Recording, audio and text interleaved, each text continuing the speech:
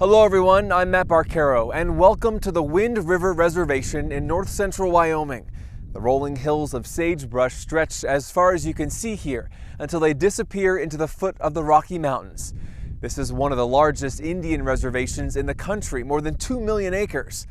And this is the home of the Northern Arapaho, a close-knit tribe with sacred rituals and a long memory.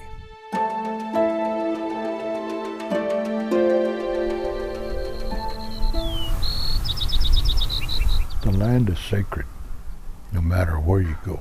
The grass, the water, the animal, the bird, everything is all connected.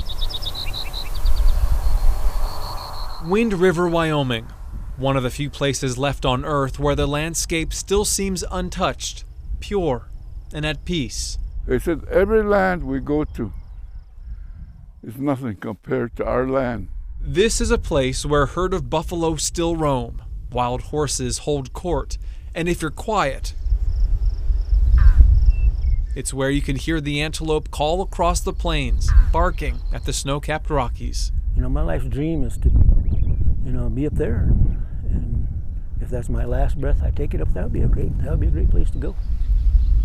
The Northern Arapaho tribe worships the land because it belongs to their ancestors, who generation after generation have passed it on, keeping the tribe alive. And so those ancestors are very much still a part of everyday life here, every thought, prayer, and observation. When I see something and it's just so beautiful, I think, wow, that I'm not the only one that's ever seen this. The first people of this nation were the very first ones to utilize this area. We hold our ancestors in such high regard because we always feel they're watching over us. We ask them to watch over us. So there's always been a connection. There'll always be a connection. And the Arapaho of this generation are getting ready to honor their ancestors like no generation has ever been able to finally right a wrong that has traumatized the tribe since before anyone living today was even born. To us, it's all about healing. We have to heal. In order for us to heal, we need to bring them back, put them in their proper Mother Earth. Morning, guys. This is how most every day starts at the Tribal Historic Preservation Office in Wind River. So you guys will be going out with Brian today to Mexican Pass or Sheep Creek. Yufna Soldier Wolf is the director. Today she's sending her team of Arapaho youth out to walk the remote parts of the reservation, looking for any tribal artifacts like arrowheads, pottery, even human remains that have gone undiscovered. And I'll probably come in around 2:30. The pace of life on the reservation is slower than in other parts of society, but there is a sense that the Arapaho are racing against the clock to preserve their culture before parts of it disappear. Every repatriation of any artifact is a little piece into that puzzle of being able to move forward. And that puzzle is big, one that stretches far beyond the outer limits of the reservation. According to one of the oldest stories in the Arapaho oral history, long ago the tribe was crossing a great body of frozen water.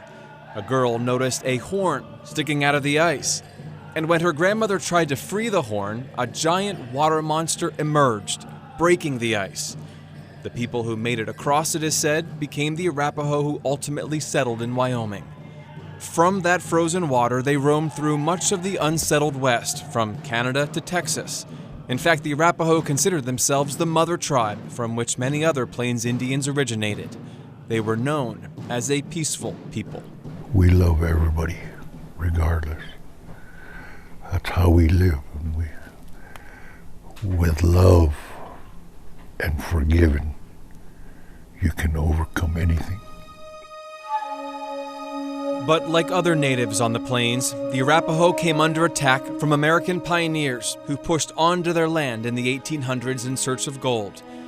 In the winter of 1864, a group of Arapaho and Cheyenne made a deal with the Army and took shelter in a fort on the Big Sandy Creek in Colorado. They gave up their weapons in return for safety.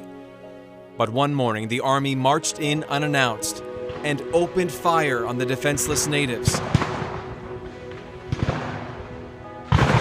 A Cheyenne chief rushed out to raise an American flag and a truce flag to show they did not want to fight. Grandpa was waving that white flag.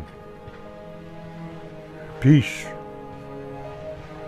They didn't honor that.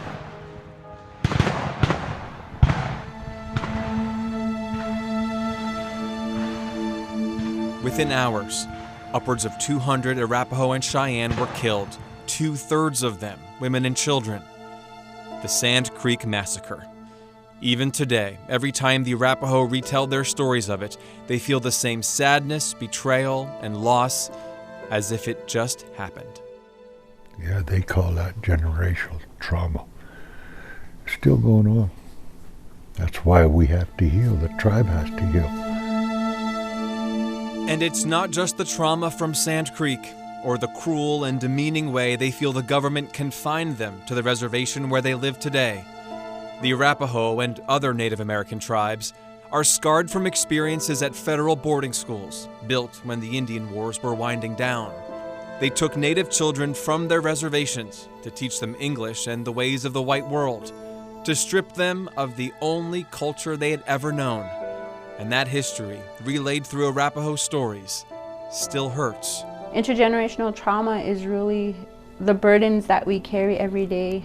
And it's the things that we carry that we don't even know is consciously there until something kicks it off and you think, oh yeah, I remember this story.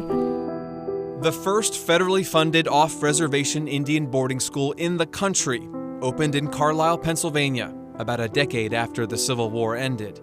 The school brought in Native children from just about every tribe that existed then, including 42 from the Northern Arapaho. 3 of them, Little Plume, Little Chief, and Horse, died there, likely from disease. They are buried in a cemetery on the grounds of what is now the Carlisle Army Barracks. From her office in Wind River, Yufna thinks of these children often. And just like other parts of Arapaho history she's trying to return to the reservation, she's out to reclaim these 3 little boys who the tribe believes are not at peace. And then Fauna's going to have the summer workers going Her back entire to adult Montreal. life, she's been working on missions like this. Then we're But gonna this go to one we're gonna take is these in her kids to blood. Fauna's. One of the boys, Little Chief, is Yufna's Why great didn't- uncle. You know, my whole thing was like, that's my relative. Why didn't anybody go after this little boy who's my family and bring him home? Should be getting. Now she's in a position to try. we're The kids. tribal elders gave their blessing, and her journey begins. She asked the Army to return the remains of those 3 boys to Wyoming, a request that has never been made before.